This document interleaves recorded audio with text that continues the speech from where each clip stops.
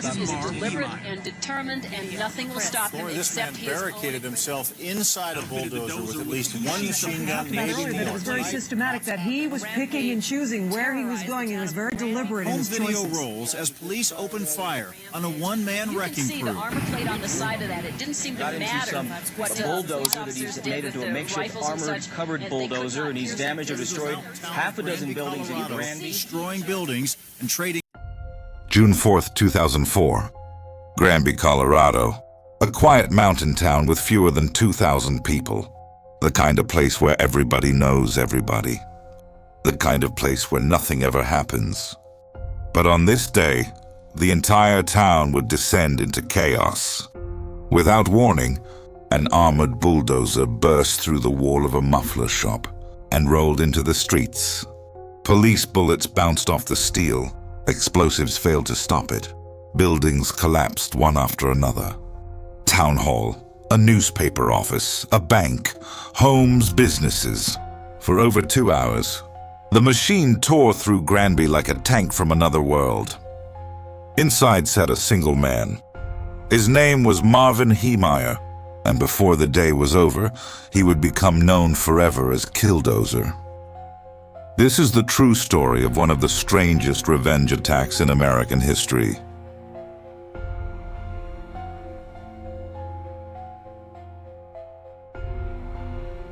Before the armored bulldozer, before the destruction, Marvin Heemeyer was just a mechanic. Born in South Dakota in 1951, Heemeyer served in the United States Air Force before eventually settling in Colorado. He opened a muffler repair shop in Granby and quickly earned a reputation as a talented welder and fabricator. People who knew him described him as intelligent, independent, and stubborn. Very stubborn. At first, his life seemed stable. He had a business, property, and friends, and a quiet life in the mountains. But over time, small disputes began turning into obsessions. And those obsessions would slowly consume him.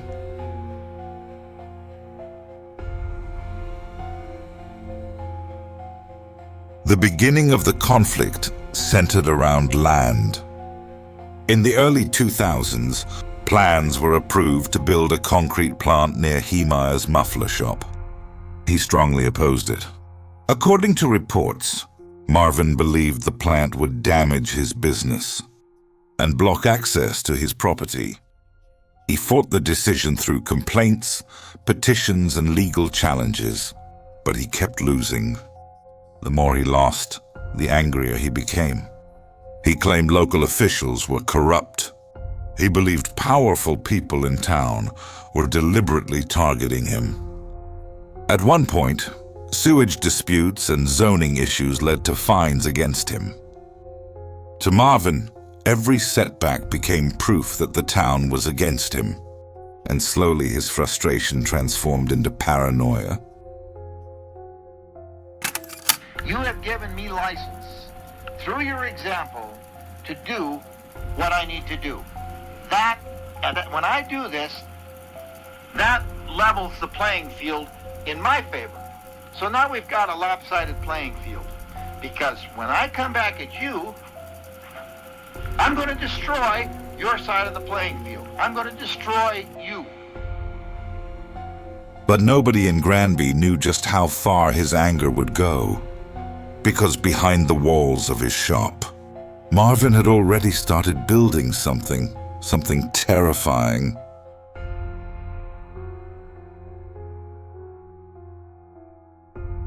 Hidden inside his muffler shop sat a Komatsu D355A bulldozer. Massive, heavy, and soon nearly unstoppable.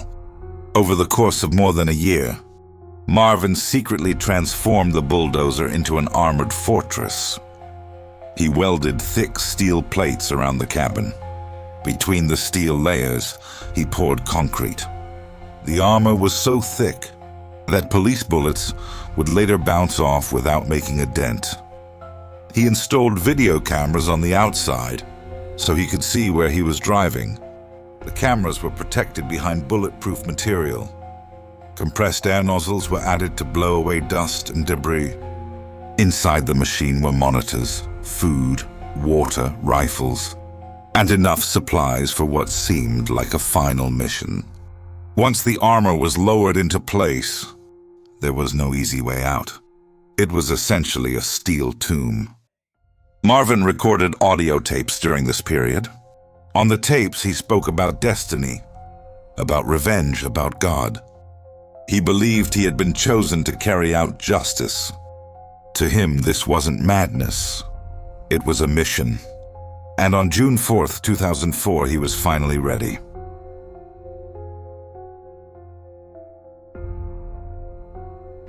The morning started like any other. People went to work. Businesses opened. Traffic moved quietly through town. Then suddenly everything changed. 911, what is your emergency? Around 3 p.m., Marvin lowered the armor onto the bulldozer. He sealed himself inside and drove straight through the wall of his own building. The bulldozer went crazy. The Killdozer had entered Granby. The machine crawled into the streets with terrifying force. Its target list appeared deliberate. They can't tell who's driving it, but there is someone inside. Buildings connected to the zoning disputes were hit first. The concrete plant at Town Hall, the local newspaper office, a bank. The homes and businesses of people Marvin believed had wronged him. Walls collapsed instantly under the machine's weight. Power lines snapped, cars were crushed. Concrete exploded into the streets.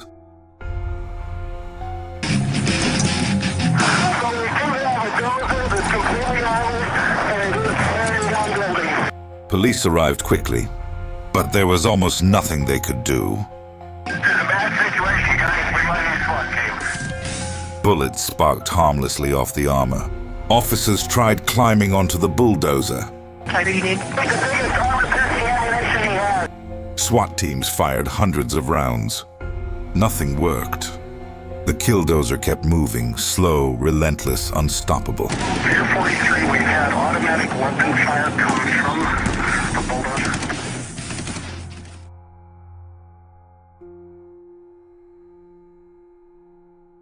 As the destruction spread, panic swept through Granby. Police feared the worst. The bulldozer contained firearms, and officers had no idea what Marvin planned to do next.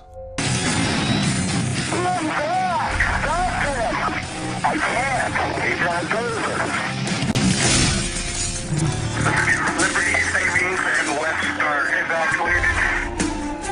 Let's get all the Granby Town Hall. Start evacuating everything over that way. We need to get everybody out of the Evacuate Mountain Park. Here he comes. At one point, propane tanks exploded nearby.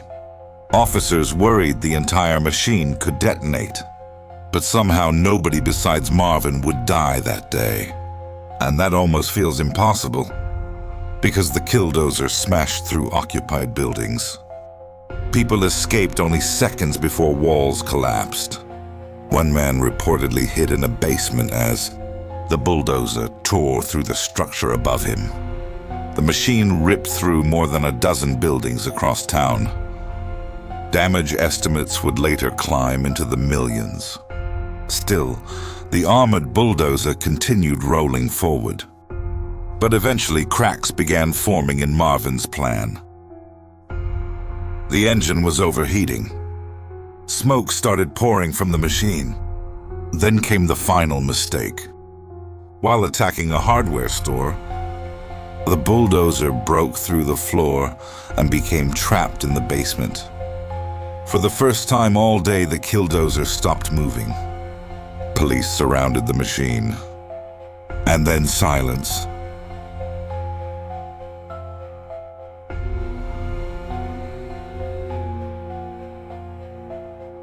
For hours, police didn't know whether Marvin Heemeyer was alive. The armor was nearly impossible to penetrate. Eventually, Authorities used cutting torches to break into the machine.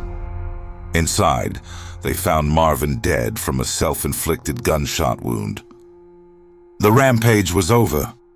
The Killdozer had fallen silent. Granby looked like a disaster zone.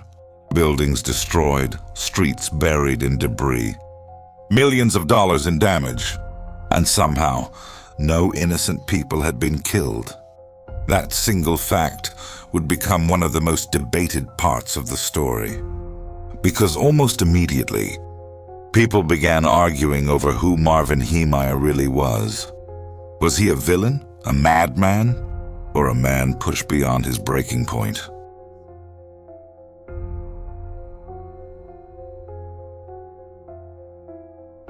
After the attack, authorities dismantled the Killdozer. Officials feared the machine itself could become some kind of shrine. The pieces were cut apart and reportedly scattered across different scrapyards. But the story never disappeared. Documentaries were made. Books were written.